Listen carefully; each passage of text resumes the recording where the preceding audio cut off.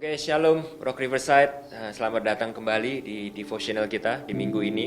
Ya, hari ini kita akan merenungkan dua pertanyaan perenungan ya yang diambil dari sermon yang menurut saya luar biasa, yang sangat kuat sekali yang dibawakan oleh Bapak Gembala kita di hari Minggu kemarin. Ya, kita sama-sama buka di Ulangan 4 ayat ke-24.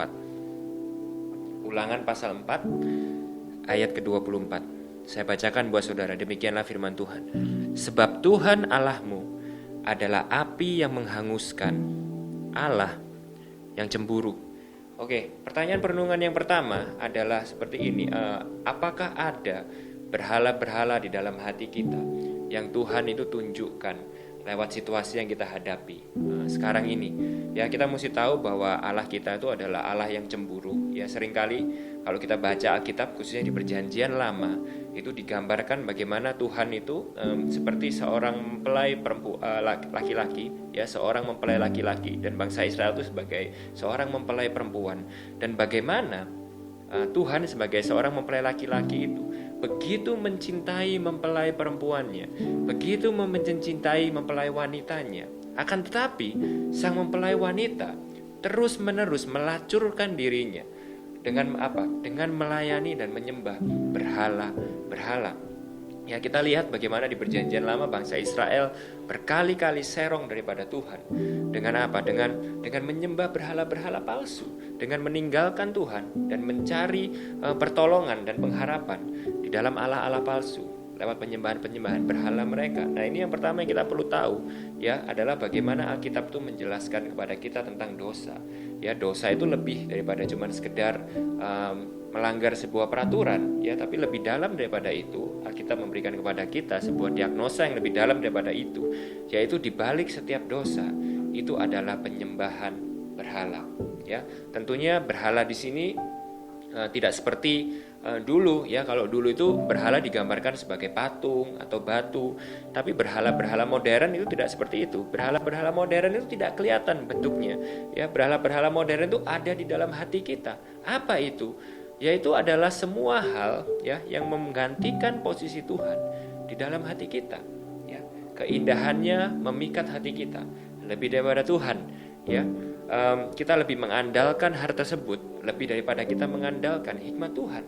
Ya, kita lebih mengejar hal tersebut daripada kita mengejar Tuhan. Kenapa? Karena kita percaya hal tersebut yang bisa memberikan kita rasa aman, hal tersebut yang bisa memberikan kepada kita jaminan hari esok, ya, lebih daripada Tuhan. Hal itu bisa menjadi uang, hal itu bisa menjadi karir, hal itu bisa menjadi bisnis, hal itu bisa berupa orang, ya, dimana mungkin penilaian orang tersebut, penerimaan orang tersebut, pertolongan orang tersebut lebih kita andalkan daripada Tuhan. Itulah berhala-berhala.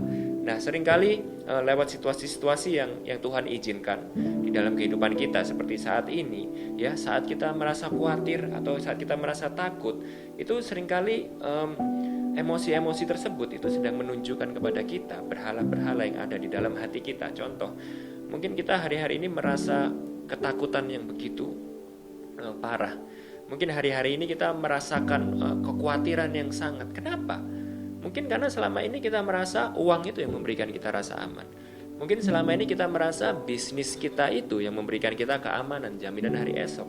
Dan lewat situasi seperti saat ini, mungkin Tuhan mengizinkan dan kita bisa tahu bahwa uang dan karir kita, kesuksesan kita itu tidak bisa menolong kita.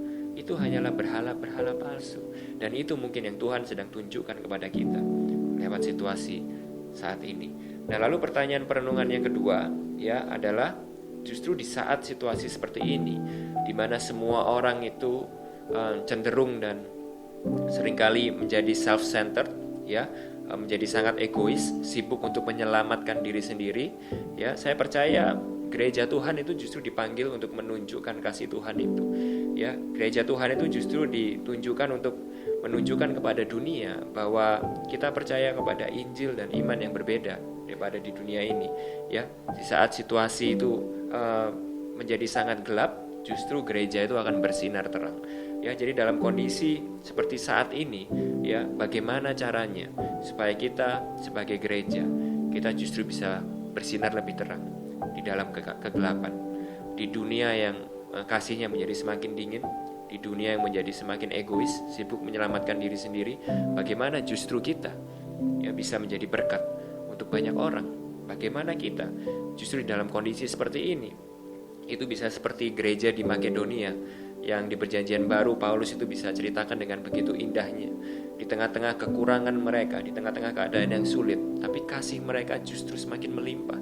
Mereka memberi lebih di tengah-tengah kekurangan mereka. Dan saya percaya itulah yang Tuhan panggil untuk gereja, ya, di mana gereja terpanggil untuk menjadi jawaban di tengah-tengah situasi seperti ini. Dan gereja dipanggil untuk menjadi terang di situasi seperti saat ini. Nah, bagaimana kita bisa menjadi berkat untuk komunitas kita, bisa menjadi berkat untuk tetangga kita, bisa menjadi berkat untuk orang-orang di sekitar kita? Sungguh sebuah pertanyaan yang patut direnungkan hari-hari ini adalah seperti ini.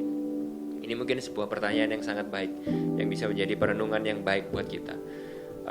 Misalnya kita tidak bisa beribadah lagi, misalnya kita tidak bisa bergereja lagi. Pertanyaannya adalah gini, apakah lingkungan sekitar kita merasa kehilangan? Ataukah ada atau tidak adanya kita tidak membawa pengaruh atau perbedaan apa-apa terhadap lingkungan di sekitar kita? Nah, ini tentunya patut untuk menjadi perenungan bagi kita, karena tentunya gereja dipanggil untuk menjadi dampak bagi sekitar kita. Kita dipanggil untuk menjadi garam dan terang untuk dimanapun kita berada. Demikianlah dua pertanyaan perenungan kita pada hari ini. Mari kita tutup di dalam doa. Tuhan Yesus, kami berterima kasih buat firman-Mu. Terima kasih Engkau masih memberikan kepada kami sebuah perenungan yang baik untuk kami bisa mengkalibrasi hati kami. Kami bisa sekali lagi Tuhan merenungkan akan siapa kami, identitas kami sebagai garam dan terang dunia yang Kau taruh di tengah-tengah dunia. Khususnya dalam situasi seperti ini, kami percaya justru ini adalah kesempatan buat kami bersinar terang, menunjukkan kasih Kristus kepada dunia. Terima kasih Tuhan, biarlah Engkau pakai kami terus. Biarlah kemuliaan-Mu semakin nyata melalui di dalam dan melalui gereja-Mu di tengah-tengah situasi seperti ini. Di dalam nama-Mu kami berdoa dan mengucap syukur. Amin. Tuhan Yesus memberkati. Selamat berkomsel dan sampai ketemu minggu depan.